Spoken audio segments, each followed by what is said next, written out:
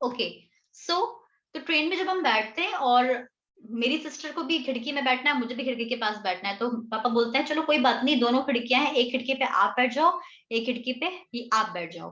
तो जब हम वहां पर, हमारी पोजीशन क्या होती है, हम आमने सामने बैठे हुए हैं। आमने सामने मतलब होता है अपोजिट, मतलब आपका फेस और सामने वाले पर्सन का फेस बिल्कुल फेस होता है, एकदम आमने सामने, उसको बोलते हैं अपोजिट।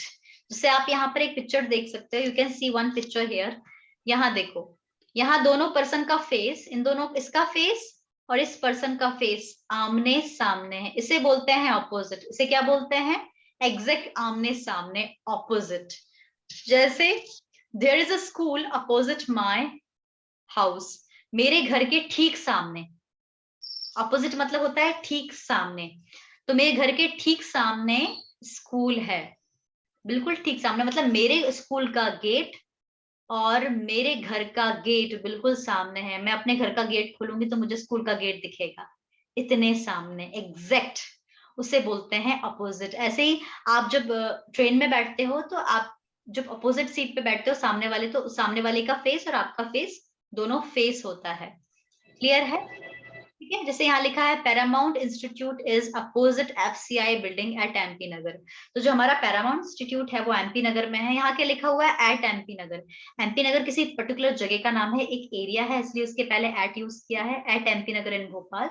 सो एमपी नगर में एक मतलब पैरामाउंट जहाँ है हमारा एमपी नगर में है, और उस बिल्डिंग वो कहाँ पर है, वो एफसीआई बिल्डिंग के ठीक सामने है।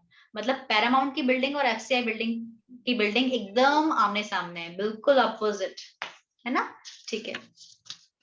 नेक्स्ट होता है इन फ्रंट ऑफ या बिफोर। नेक्स्ट प्रीपोजिशन क्या है, इन फ्रंट ऑफ या बिफोर। देखिए, इन फ्रंट ऑफ मतलब होता है सामने, और अपोजिट मतलब होता है आमने सामने। फिर दोनों में क्या डिफरेंस है ये बताओ, अपोजिट और इन फ्रंट ऑफ या बिफोर में क्या डिफरेंस है? कोई बताएगा? आप अपना ओपन कर सकते हैं माइक, कोई बताएगा मुझे दोनों में क्या डिफरेंस है? डिफरेंस है भी कि नहीं है? Hello, yes guys, Madhulika, Reshma, Ankit, Akhil, Pooja, Bhumika. No ma'am. Difference क्या No, नजर, ma'am. आपको क्या लगता है क्या डिफरेंस होगा अपोजिट और इन फ्रंट ऑफ में? कुछ डिफरेंस I होगा? don't know, ma'am. नहीं पता ना, मैं आपको बताती हूँ। एकदम सामने नहीं है पर सामने है, समझे? मतलब मेरे कॉलेज का गेट, मेरे स्कूल का गेट और मेरे घर का गेट अब सामने, आमने सामने नहीं है। थोड़ा सा, या तो स्कूल थोड़ा सा आगे है या थोड़ा सा पीछे है सामने, बट बिल्कुल सामने नहीं है। समझ में आ रहा है ना? ऑपोजिट मतलब होता है ठीक आमने सामने, आपका फेस, ये देखो ना फोटो भी दिखाई गई है, इसका फेस दोनों एकदम, बोलते हैं ना मिरर इमेज बोलते हैं, ये इसका सर, इसका मुंह, उसका मुंह, इसका हाथ, इसका हाथ, बिल्कुल ठीक आमने सामने को बोलते हैं ऑपोजिट। बट सिंपल आमने सामने है, ठीक है, तो उसको बोलेंगे इन फ्रंट ऑफ या बिफोर। कई बार सामने को हम बिफोर भी बोलते हैं, है ना? जैसे मैं प्रेजेंटेशन दे रही हूँ, hello everybody, I am going to tell you about my daily routine in front of you. आप सभी के सामने मैं डेली रूटीन प्रस्तुत कर रही हूँ। I am going to tell you about my city, my home town in front of you. I am telling you a nice story, I am giving a presentation before you. सामने, किसी के सामने की बात हो रही है तो इन फ्रंट ऑफ या बिफोर यूज करते हैं। जैसे my friend sits in front of me in the class, मतलब मेरे, जहां मैं बैठती हूँ उसके ठीक सामने मेरी फ्रेंड भी बैठती है। तो ठीक सामने मतलब वैसा ऑपोजिट नहीं, सामने, सिंपल इन फ्रंट ऑफ या सामने। इसी तरह से my friends house is in front of my house, मेरे घर का, मेरा घर और मेरे सहेली का जो घर है बिल्कुल आमने सामने है। आमने सामने है मतलब ऐसा नहीं कि बिल्कुल ऑपोजिट है, उसकी घर का दरवाजा और मेरे घर का दरवाजा एकदम सामने खुलता है, नहीं, ऐसा नहीं, वो तो अपोजिट होगा। सिंपल इधर उधर हो सकता है तो उसको हम बोलेंगे सामने। क्लियर है गाइस? क्लियर है गाइस? आपने वो मूवी, Yes, ma'am. आपने वो मूवी देखी है, वो गाना सुना है, मेरे सामने वाली खिड़की में चांद का टुकड़ा रहता है। गाइस याद है आपको? ये गाना बहुत पुराना गाना है ये। उसमें Yes, उसमें ma'am. दो, जो हीरो होता है वो हीरोइन के लिए गाना गा रहा होता है, एक्चुअल में गाना कोई और गाता है, वो सिर्फ मुंह से एक्टिंग करता है ना। तो उसमें जो हीरोइन का जो घर होता है, उसके घर की खिड़की और हीरो के घर की खिड़की एकदम आमने सामने होती है, उसको बोलते हैं अपोजिट। क्या बोलते हैं? अपोजिट, एकदम अपोजिट। सामने, एकदम बिल्कुल कार्बन कॉपी बोलते हैं ना, बिल्कुल एकदम वैसे। चलिए, अब नेक्स्ट प्रीपोजिशन है बिहाइंड। नेक्स्ट प्रीपोजिशन क्या है? बिहाइंड। बिहाइंड। बिहाइंड मतलब सिंपल होता है पीछे। जैसे मैंने बोला तेरे पीछे क्या, अरे तेरे पीछे इतनी बड़ी छिपकली है, भाग। तेरे पीछे इतनी बड़ी छिपकली, बोला हाँ यार जल्दी भागो भागो। और सब लोग को छिपकली से डर लगता है। तेरे पीछे क्या है? तेरे पीछे कुत्ता है, बाप रे भाग। मैम मेरी दीदी बहुत डरती है अभी भी। हाँ, मैं भी थोड़ा बहुत डरती हूँ, है ना। I also I am also afraid of lizard, lizard. ठीक है, तो पीछे मतलब बिहाइंड। जैसे, जैसे आपको दिख रहा है एक लड़का और लड़की यहाँ पेड़ के पास में है ना, गाना गा रहे हैं। पुराने जमाने में लोग ऐसे ही गाना गाते थे, राइट। तो the boy is behind the girl, ये जो बॉय है लड़की के पीछे खड़ा हुआ है ना, इसके पीछे खड़ा हुआ है, तो बिहाइंड मतलब पीछे। और लड़की इसके सामने खड़ी है, इसको बोलते हैं सामने। आप ना ये पिक्चर देखकर इन फ्रंट ऑफ समझ सकते हैं। ये लड़का पीछे खड़ा है और ये लड़की इसके सामने खड़ी हुई है। So the girl is in front of the boy and the boy is behind the girl. लड़की की पोजीशन क्या है? वो लड़की के पीछे खड़ा हुआ है, बिहाइंड द गर्ल। और लड़की कहाँ खड़ी है? वो लड़के के सामने खड़ी है। The boys, the girl, I am sorry मैंने गलत बोल दिया। लड़का लड़की के पीछे खड़ा हुआ है तो बिहाइंड यूज किया, और लड़की लड़के के आगे खड़ी हुई है, आगे खड़ी हुई है, सामने खड़ी हुई है, इसलिए यहाँ पर यूज कर रहे हैं इन फ्रंट ऑफ। क्लियर है?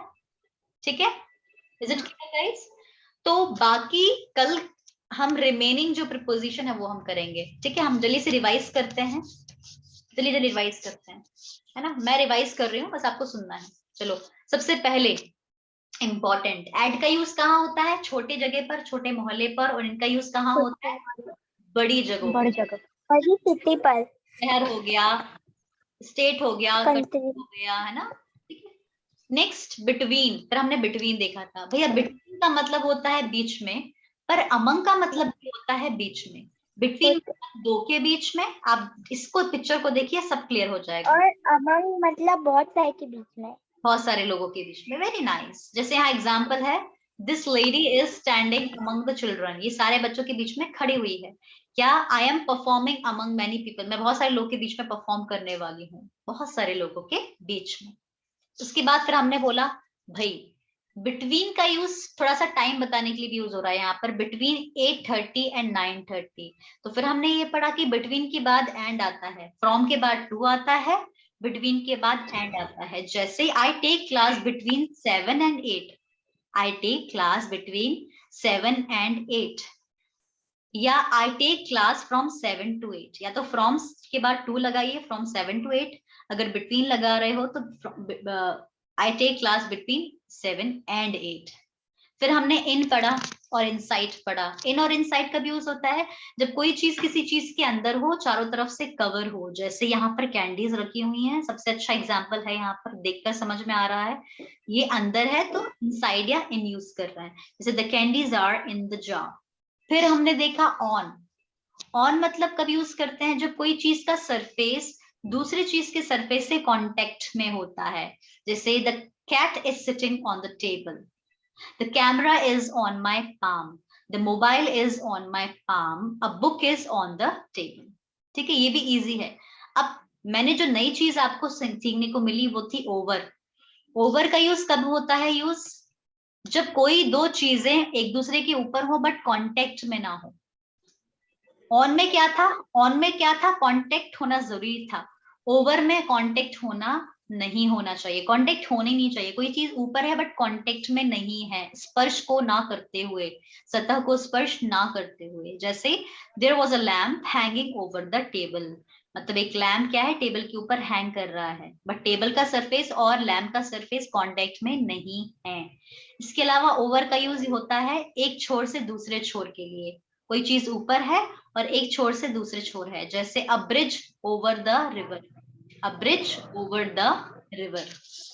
उसके बाद हमने अंडर पढ़ा था। अंडर मतलब आपको ये डायग्राम देखकर, ये पिक्चर देख के समझ में आ रहा होगा अंडर मतलब क्या है। कोई भी चीज किसी चीज के नीचे है और ऊपर से कवर है, कोई चीज ऊपर से कवरिंग है। जैसे टेबल का जो कवर है, ये टेबल का जो ये टेबल इन दोनों को कवर करके रखा है ऊपर से. So under, so they are sitting under the table. I am sitting under a tree. Under का मतलब लेस देन भी होता है, जैसे she is under 15, Subhashish is under 15, तो less than. Her salary is under 50,000, उनकी सैलरी 50,000 से नीचे है, तो लेस देन मतलब अंडर यूज होता है. ठीक है. उसके बाद अबव. अबव मतलब हायर पोजीशन. जैसे आप यहाँ पर देख रहे हैं डायग्राम, यहाँ पर कोई, ये लड़की की पोजीशन क्या है, ये कहाँ पर है, हायर प्लेस पर है, और ये लड़का लोअर प्लेस पे है. तो लड़की की पोजीशन है अबव और लड़की की पोजीशन है बिलो. जैसे सबसे अच्छा एग्जांपल मैं बताऊं अबव का, आसमान में. आसमान में जब कोई एरोप्लेन जा रहा होता है या पक्षी आसमान में जा रहे होते हैं, तो बादलों के बीच में से होते हुए जा रहा है, प्लेन बादल के ऊपर से जा रहा है, मैं बोलूंगी द प्लेन इज फ्लाइंग या going above the clouds. Birds are flying above the clouds. ठीक है, क्लियर है. और किसी चीज के नीचे तो मतलब बिलो. जैसे please do not right below this line, इस लाइन के नीचे मत लिखिए. एग्जाम्पल से याद करोगे तो बिल्कुल क्लियर होगा कॉन्सेप्ट. फिर अपोजिट मतलब था बिल्कुल आमने सामने, ठीक आमने सामने, और अगर ठीक आमने सामने नहीं है तो हम यूज करते हैं इन फ्रंट ऑफ. ठीक है. फिर यहाँ पर मैं जल्दी जल्दी इसलिए बोल रही हूँ कि मैं रिवाइज करा रही हूँ, सब पढ़ा चुकी हूँ आपको पहले. फर्स्ट हाफ में मैं आपको पढ़ा चुकी हूँ, सेकेंड हाफ में सिर्फ रिविजन हो रहा है आपका, है ना. फिर बिहाइंड. बिहाइंड मतलब पीछे. जैसे लड़का पीछे खड़ा है लड़की के और ये लड़की आगे खड़ी है, तो इसको बोलेंगे इन फ्रंट ऑफ, और लड़का पीछे खड़ा है इसको बोलेंगे बिहाइंड. ठीक है. तो आज के लिए प्रिपोजिशन मैंने कंप्लीट करा दिया है. कल हम प्रिपोजिशन कंटिन्यू करेंगे. Tomorrow I will continue preposition. थोड़ा सा बचा है, ज्यादा नहीं है, है ना. तो कल प्रिपोजिशन पढ़ेंगे और साथ में प्रोनाउन. प्रोनाउन और कंजंक्शन हम कंप्लीट करेंगे. मतलब मेरे ख्याल से 15% कंजंक्शन बचा है, मतलब 10 मिनट का कंजंक्शन है, 10 मिनट का कंजंक्शन है, 15 मिनट का आपका प्रिपोजिशन है, और 15 मिनट का आपका प्रोनाउन है. तो कल जो जो चीजें बच गई हैं वो हम कवर करेंगे. कल की क्लास बहुत इंपॉर्टेंट है, कल सारी चीजों का सेकंड पढ़ेंगे. ठीक है, कंटिन्यू करेंगे. सो आज के लिए बस इतना ही, और मैं आपको टेस्ट देने वाली हूँ, है ना. जितना भी पढ़ा है उसका टेस्ट देखती हूँ कि अगर बनता है तो उसका टेस्ट दूंगी. Madhulika, you are raising hand. No, अच्छा, नोबडी इज रेजिंग हैंड. लगा ये जो ना वो हाथ दिखा ना. ठीक है, चलिए. तो बस आप लोगों से मैं कहना चाह रही हूँ कि आप लोग स्पोकन की रोज प्रैक्टिस करें. जो भी ग्रामर के जो लेसन्स पढ़ाए गए हैं उनको अच्छे से पढ़ें, और जो नया बैच है उसको जरूर ज्वाइन करें, है ना. हम स्टार्ट करने वाले हैं एक नया बैच, बेसिक बैच है ना, वो जरूर स्टार्ट करेंगे, तो उसको जरूर ज्वाइन करें. अगर आपको स्पोकन के लिए प्रैक्टिस चाहिए, वहां आपको प्रैक्टिस करने का मौका मिलेगा, वहां आपको प्रेजेंटेशन देने का मौका मिलेगा, वहां स्पोकन ज्यादा होता है कंपैरेटिवली एबीसी बैच, है ना. प्रैक्टिस की जरूरत है आपको स्पोकन के लिए. So guys, good night everybody, see you tomorrow at the same time. Bye bye, take care. Bye. Good night. Bye, good night, take care, bye.